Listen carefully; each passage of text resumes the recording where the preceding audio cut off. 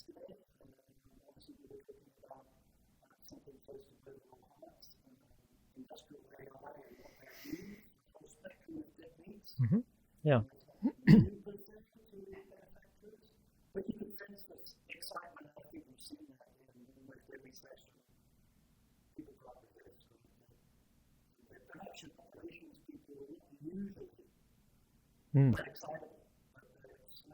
True. True. Yeah, that's true. So we didn't have time to talk about that again. So a few minutes here, maybe we can follow up a few things that we wanted to talk about the last time. First one is, what are the top manufacturing use cases we're seeing for AI? I love that one.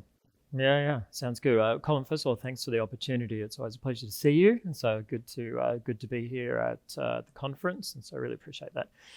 Actually, I was really chafing at the bit, so to speak, to talk about this during the panel, but there wasn't quite the right moment to pop it in, and so I appreciate the chance to do that now.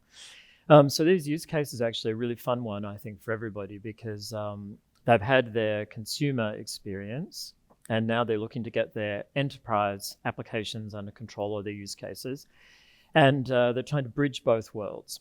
And partly what I'm working on, what my team is working on at the moment, I'd say probably the whole company is working on at the moment, is helping people understand exactly where they can go with the technology. And that is manifesting in a couple of big use cases we see at the moment. First of all, number one, it's not quite the big industrial use case everyone would think of. It is actually just having an enterprise knowledge capability. And it really solves one key problem for people, is that all their different search applications don't get all the answers that they want, or there's too many of them to get there. This technology gets to all the data sources, and it helps summarize out the content and provide them a reference to the content. It is the fast and easy way to get to an answer that people are really looking for. And that's going in as enterprise capability. For us, unexpected, we would have thought more kind of industrial use cases, but actually for many as a low-hanging fruit. So that's a good one. Now, on the industrial use cases, actually 100% expected because of what some of the technology can do, at least what generative AI can do for people, is actually in customer service. And for some companies, that's maintenance operations. Very simply, there are hordes and hordes of documents behind maintenance procedures, between customer support incidents and so on. And this technology gives them the fast answer. And so two good use cases there. Yes, I think we heard from a few of the customer. Yes, that first one was a bit of a surprise. I agree. Yeah. Really a lot of it's basic anyway. Yeah, this is it. Yeah. I'm just wondering what the second one industrial blend different fabrics. Much more basic than that. You know, you're not talking about manufacturing data, but just to your point, it was I have lots of different data sources without industrial or not. Right. Yeah, that's true. Makes sense to me. That's right. Yeah, that's right. Yeah. What's the next use cases? Yeah. Oh, well, it's another good question, actually. It's also top of mind. And it's always that tension between delivering where the organization is, so the things that they want to do. But then for us, we're always thinking what else you could do, because once you get platform capability, it kind of warrants that thinking, you know. And so really two areas, I would say, that are the top of mind at the moment for many organizations we're working with. One is taking the kind of enterprise knowledge base capability and making that fit for purpose in engineering and design organizations. And the top use case for that actually is requirements, building them, and specifications, and wrangling things like standards information, compliance information, pure specification from suppliers, and so on. It's just a lot of work to put all of this together. And for many designers, actually consider that non-value added work. They just wish they have the answer. This technology is giving them fast pass to the answer. And importantly, it's giving them the reference information they need. So when they're creating their own documentations, it's fully to specification, which is really good. Second part, I think at the moment, probably we're a little bit ahead of the curve as a tech company compared to where organizations are, but we see the value, and I think we're beginning to find organizations following us, is actually having a capability that sits on front of their factory data system. Same types of problems, understanding analytics, going through a number of different dashboards, putting the information in Excel. Now it's starting to get a little bit uncontrolled when we go that direction. Why? We're not getting to the answer quick enough. Great thing about generative AI, it gets to the answer really quick. And I think that we're a little bit ahead of the curve because everybody's trying to digest that kind of core of, I want enterprise capability, I know in customer service, I understand the ROI.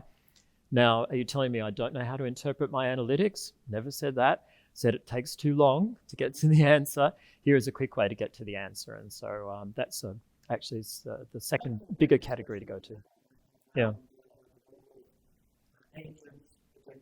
Yes. Yeah, absolutely. So those are great examples. Maybe touch on this misconception that generative design is somehow generative AI. Oh, yeah. Mm-hmm.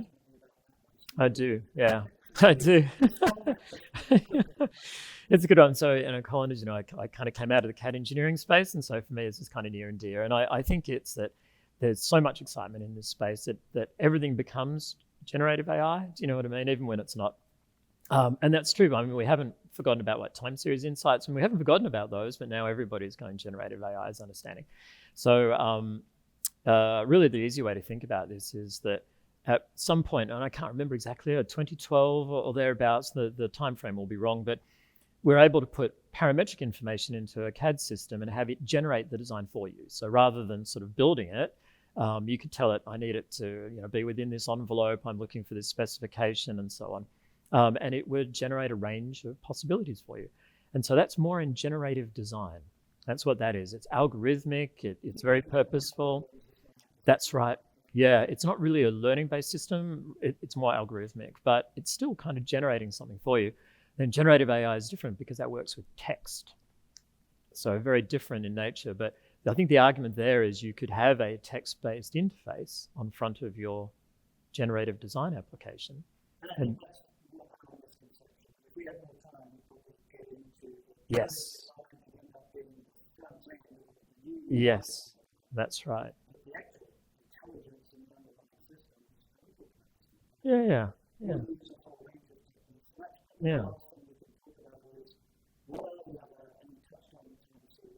Mm-hmm. Mm. Mm-hmm. Yeah, that's right. Yeah. Well, it is actually interesting because generative AI by itself often needs something to go around it depending on the application. So there's still natural language processing as an example is one place to go. I would say also vision is another. I think is also incredibly important. I definitely think that time series analytics onto itself becomes very important. Being able to wrangle your own machine learning becomes very important. All of these things are still in the platform. And you may need them based on the application that you're looking to get out at the end. And so you can't really target one. I'm just going to use one. I really think it takes a very thoughtful process to go through in order to work out which of these core services in the platform are going to serve you best. And that's probably another thing that many companies haven't thought through is the approach requires us to think very carefully about the architecture and then what sort of supporting service or product will be there. Such a shame, Colin. Such a shame as always. Again. We should do that. Double the time we can ramble. Yeah. No, thanks, Colin, very much. It was great to be with you as always.